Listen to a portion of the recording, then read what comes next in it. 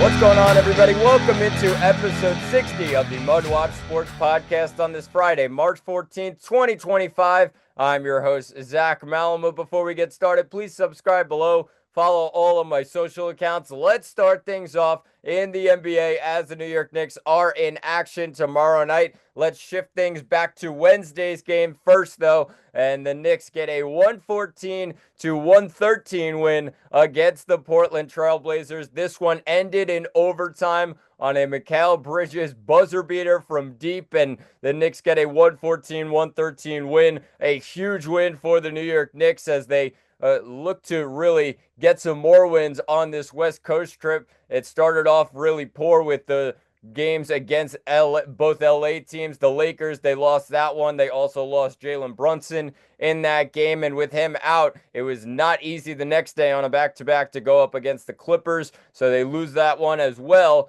But they grab a couple of wins against the Sacramento Kings as well as the Portland Trail Blazers and look to finish it off against the Golden State Warriors tomorrow night. This one was a massive win, though, for the New York Knicks, especially with all the noise coming in from Mikal Bridges earlier that day. They had a talk, it seemed, Mikal Bridges as well as Tom Thibodeau, about the minutes being played and the starters getting maybe too many minutes here each and every game, and that's going to lead to injuries, and the health is probably at risk for a lot of these Knicks starters who play really near 40-plus minutes every single night. So that's a big-time story for the New York Knicks, and one that I probably agree with. I think Bridges is right in this situation. I mean, let's look back to last year's postseason where the Knicks just dealt with a surplus of injuries throughout the postseason, and it really just ended their season in the end. Obviously, those guys being out, OG Anunoby was out for a long stretch, and obviously that was a massive loss for the Knicks last year, and even a guy like Jalen Brunson, with all he's able to do and even staying healthy during that time, just didn't have enough to get past a lot of those teams later in the Eastern Conference playoffs. And Indiana was the team that ended up getting by the New York Knicks in the end. And an argument really that if the Knicks were healthy, that they could have maybe even challenged Boston in the Eastern Conference Finals. Anything could have happened there. And obviously Boston in the end dominated Indiana in the Eastern Conference Finals a season ago. So I don't have really a problem with Mikal Bridges and that talk with Tom Thibodeau, and I think they agreed upon a certain amount of minutes and maybe even some rest days in there, and that's just today's NBA, and obviously that's something that Tom Thibodeau is probably going to have to get used to, even though he's been coaching for a very long time, a very experienced coach in this league. Even an experienced coach like that probably has to shift things to today's game, and a lot of guys getting those days off and rest days here and there. That's going to be big time for the New York Knicks, especially heading into the postseason. But they're sitting pretty right now, 42-23, third place in the East, and I think they're probably going to be locked into that third place slot. And obviously, with that being the case, could it be a time to rest some of those guys and give some of those starters maybe rest days here and there? So that's going to be a big decision for Tom Thibodeau, but I think it's going to end up being a big one and a helpful one, for the New York Knicks if they're able to get that done. Let's preview tomorrow night's game, though, as the Knicks go to Golden State and take on the Warriors, who are playing very well right now, and obviously sixth place in the Western Conference, 38-28 in a loaded Western Conference, I should say. And obviously this one without Jalen Brunson, you're probably expecting the Warriors to handle this, especially with the addition of, at the trade deadline, of Jimmy Butler. We even saw a couple of weeks ago or last week when the Golden State Warriors took on the New York Knicks, 114-102 the final score was at MSG on March 4th. Not even 2 weeks ago. And this one now, you're looking at the Warriors and saying, yeah, they should probably handle business. They're on their home floor. Knicks don't have Brunson here. And if you are the Knicks, you say, all right, well, it's okay. And they don't have to worry really too much, in my mind, about games against the Lakers, the Warriors, the Clippers. Those games really don't matter too much to me, in my mind. I think when you look at the big ones, they have to worry about teams like Boston and Cleveland and even Indiana in the Eastern Conference right now. Winning those games are way more important than a game on the West Coast in prime time against the Golden State Warriors. It's just that's the case right now with the Knicks, and as long as they continue to pick up wins and probably get to that 50 win mark and solidify that 3 seed, then that's really all that matters for New York right now. But make sure you tune in tomorrow night, 8:30 start, as the Knicks take on the Golden State Warriors at the Chase Center in San Francisco. Let's shift things to baseball, and I talked about it on Monday's episode. Wasn't confirmed just yet,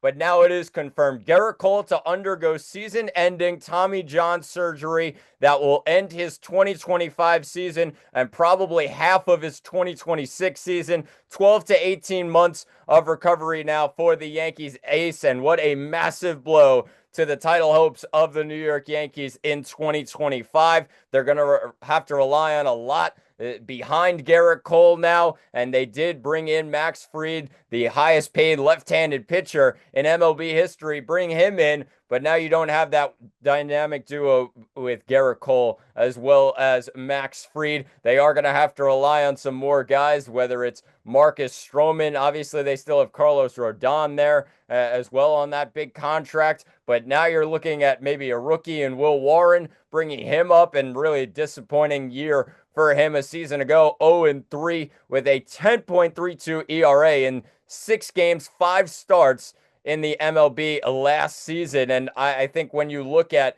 Will Warren as a pitcher, probably some good upside there. He's looked really good this spring, but I don't know if that's just enough at the bottom of this rotation. And really, maybe the Yankees just need enough at the bottom of the rotation now with the loss of Gerrit Cole. They are going to be without Luis Gil for probably around 3 months with a lat strain in his right shoulder. Just not good enough right now for the New York Yankees, and bad times for Yankee fans who are just going through it early this season. Maybe they rely on another guy in Carlos Carrasco that they signed, mainly signed him for a minor league deal, but what could happen? They maybe put him in the rotation at the bottom of the rotation just to give them some innings. So a season that was looking very bright in the end, and maybe focused on defense and a strong pitching and a strong rotation, maybe a strong bullpen as well. It's all going downhill from here, and obviously they go with Gerrit Cole and Luis Gil, who are both on the injury block, and that's just not going to help the Yankees in 2025, and could almost be a look towards 2026 now for Yankee fans, as this one's going to be a long season, but the Yankees still have a strong lineup. They did bring in a lot of new guys here in Cody Bellinger as well as Paul Goldschmidt to fill in those holes in this lineup, but they are losing a guy in Juan Soto who went cross town, and that's just a massive blow for the Yankees now, as they just not the same kind of danger in this lineup without Juan Soto. Now you don't have the same type of danger in this rotation.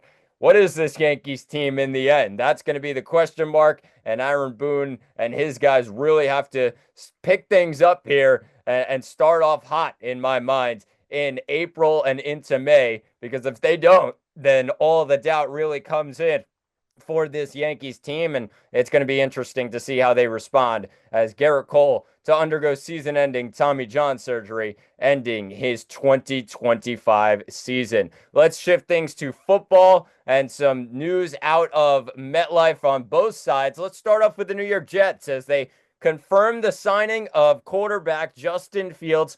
2 years, $40 million, $30 million guaranteed for the Jets quarterback and the Jets' new quarterback in Justin Fields. I really like this signing by the New York Jets, and they take maybe a lottery ticket on Justin Fields, but this is a guy who just maybe in the right offense and the correct coaching could look really good. He's definitely a strong runner as a quarterback and needs a little bit of work when it comes to the passing game and maybe on the run, but when he's kept in a clean pocket, this guy is all world, and he's a very strong quarterback and could be a very strong NFL quarterback. I think in the end, the Jets give him that $40 million, and really that's not too much for a quarterback, $20 million a year, and that's really it. I think that's when you look at the Jets and say, all right, well, if he's not good after year one, then you look at your different options here. But yes, they still have Aaron Rodgers still in the books, and they're going to release him as a post-June 1st designation. But even so, you get a solid quarterback now in Justin Fields that doesn't cost too much money. And of course, yeah, the money that comes in at the quarterback position for the Jets is very high and taking up a lot of cap space, but that's just what you're going to have to deal with right now with everything that happened with Aaron Rodgers. And just the decision to move on in the end was a good one in my mind. And now you get Justin Fields in a maybe a new era here in MetLife Stadium. So let's look at the other signings for the Jets. Brandon Stevens comes in at corner, 3 years, 36 mil. Played with the Baltimore Ravens a season ago, and throughout his NFL career, 4 years in. I mean, that's a solid signing as well. They pair him up on the other side of Sauce Gardner after the loss of DJ Reed to Detroit and in free agency. Then they also pick up Andre Sisco as they lost plenty of guys at safety. Lost Ashton Davis, Chuck Clark, as well as a couple more guys from a season ago. Jalen Mills, one more guy. So that's a big signing as well as they grab Andre Sisco.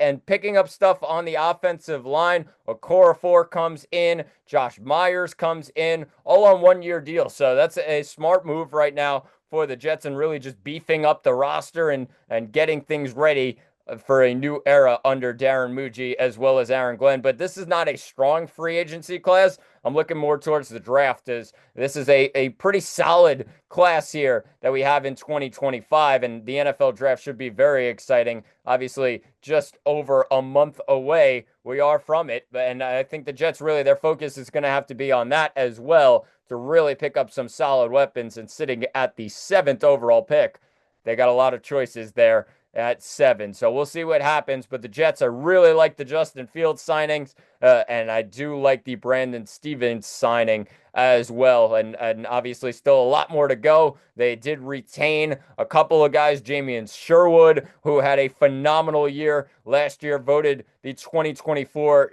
team MVP, the Curtis Martin team MVP for the Jets, and rightfully so. What a season he had. And a guy who is just mainly playing special teams in 2022, all of a sudden, is a top linebacker for the New York Jets. So a great signing there, and they get him for probably a little bit cheaper than they would for most linebackers, but he's played very, very well and really surprised a lot of people a season ago. And I think that's probably their best signing, Jamian Sherwood, the linebacker. They give him 3 years, $45 million. They also retain Tony Adams on an RFA tender, and then they bring back Isaiah Oliver as well, a corner from last season. So Jets making really strong moves so far, and I really like it. On the other side for the Giants, they've made some moves as well, and a couple moves in free agency that I would feel very excited if I was a Giants fan. Paulson Adebo comes in, 3 years, $54 million. They give him the New York Giants, and they also bring in safety Javon Holland, who gets 3 years, $45 million. Two very solid signings and a lot of focus on this defense and beefing up the defensive line as well as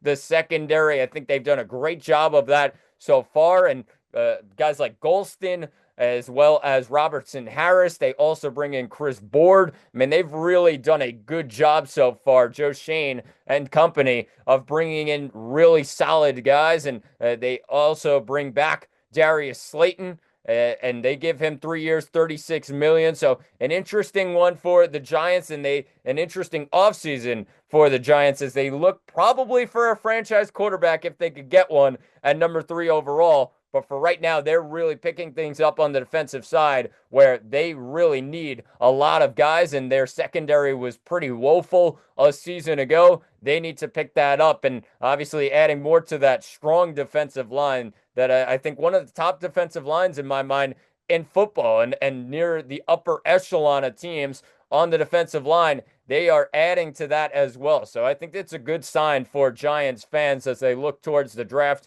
as well. Plenty of draft picks to go around, and I think they really are filling in holes here on a team that really is under a lot of pressure now with Joe Shane, Brian Dable getting that one more year. Could it now be just the last season and the last go around for those two guys? They need to have a strong season here and maybe prove to John Mara that they deserve those extensions. So we'll see what happens, but I do like the move so far from the New York Giants. And definitely some great moves on the defensive side of the ball. They need to keep that going as we head towards the NFL draft. So a lot of news out of football, a lot of news out of baseball, and of course, in basketball as well. Let's finish things off with a college basketball update as we are in the month of March and things are just crazy as we look at some conference tourneys right now. And just some news from yesterday: Cooper Flagg goes out in Duke's 78-70 win over Georgia Tech, and he ends up getting an ankle injury. X-ray showed no fracture, so that's a great sign for the Duke Blue Devils, but I think he's kept out for the rest of the ACC tourney, and just prepare him for next Thursday or next Friday, whenever it is, the first round of the NCAA tournament. That's when they really need him. Maybe even hold him out of that one and hold him towards the second round games, whether Saturday or Sunday. That's probably the goal for this Duke team, and I think they can handle things without him. Yes, they look at a tough matchup tonight against their rival North Carolina Tar Heels, who are looking for a solid amount of revenge for the really blowouts that they had in both games this season, one at Cameron Indoor, the other at the Dean Smith Center. I think there's a lot of pressure on Duke's guys to step up without Cooper Flagg. You got Tyrese Proctor, Sion James, Kawan MudWatch, all those guys, Con Knipple as well. Probably the biggest one, the freshman from Wisconsin. He could step up and really have a big night tonight against North Carolina. He's going to need to do so if they get a win, if they can get a win in the semifinals against their rival Tar Heels. So we'll see what happens. But the rest of the games from Thursday's slate, and St. John's handles business. Texas Tech escapes Baylor. Houston moves on as well against Colorado. And then really no big-time upsets. I would say the one upset in the end would be Texas taking down their rival Texas A&M Aggies. And that's a big game for the bubble, as Texas 94-89 in double overtime. They end up being a bubble team, probably now in the NCAA tournament after a massive win like that. And they knew the pressure was on them to get a big time win and maybe get an upset win in the SEC tournament. And they do so with a massive 94-89 win, like I said, in double overtime. So that's another interesting one. And Kentucky escapes after a real strong comeback from Oklahoma with just 2 minutes to go, and they cut the deficit and they end up taking the lead. But Otega Owe, against his former team, ends up getting the win right near the buzzer, and Kentucky survives with 0.5 seconds left on the clock, and Otega Owe is the hero for the Wildcats. Purdue escapes as well, a tough opponent in USC. And then I'm looking at a team like Oregon, who takes down Indiana. They could be a tough matchup against a team like Michigan State today now. And when you look at Marquette as well, they grab a massive 89-87 victory over Xavier, and a team that was down by 10 at halftime. Xavier had a 46-36 lead after the first frame, and Marquette, how about the Golden Eagles? 53-41. They outscored Xavier in the second half with 53 points, and 28 of them coming from Cam Jones overall, 28 of the 89 for Marquette, and they get a massive win against the Musketeers at MSG. Let's move to today's games, and some of them already started. Oregon, Michigan State. I mentioned that one a moment ago. It should be a great one in the Big Ten tournament, in the quarterfinals. Then you look at Auburn in action against Ole Miss in just a little while. And number 3, Auburn taking on Ole Miss, and the 1 seed taking on the 8 seed in the SEC. Then you look at some more games and a great Big Ten slate right now of Wisconsin, UCLA. Then you get Illinois, Maryland later at 6:30. And then you finish things off tonight with number 20 Purdue taking on number 22 Michigan, the 6-seeded Purdue in the Big Ten tournament against the 3-seeded Michigan Wolverines. And that one should be great, or at approximately 9 o'clock tonight. I think maybe even a couple more games. Kentucky taking on Alabama again in the SEC tournament. That one at 9:30. Arizona has a great semifinal matchup against Texas Tech, and the other semifinal between BYU and Houston. That one should be great. But then you have North Carolina and Duke, and I mentioned that one a moment ago. Should be a very exciting game, even though the Duke Blue Devils are without Cooper Flag. I still think Duke wins this game. I know a lot of people saying Carolina can come out strong here. I just don't have the same belief in North Carolina. I have way more belief in Duke, even without Cooper Flag, that they come out with a victory. So we'll see what happens in that one. And then you look at the Big East tournament, some great semifinals. Number 25, Marquette. They are the 5 seed in the Big East tournament. They take on the 1 seed at MSG. It's St. John's, and the Johnnies are actually 4.5-point favorites here at MSG on their home floor, even though it's a Big East tournament game. I do think it's going to be packed full of Johnny's fans, and what a Friday night matchup we have between Marquette and St. John's. The other matchup is UConn taking on Creighton in the semifinals, and that one should be a phenomenal game. I think we're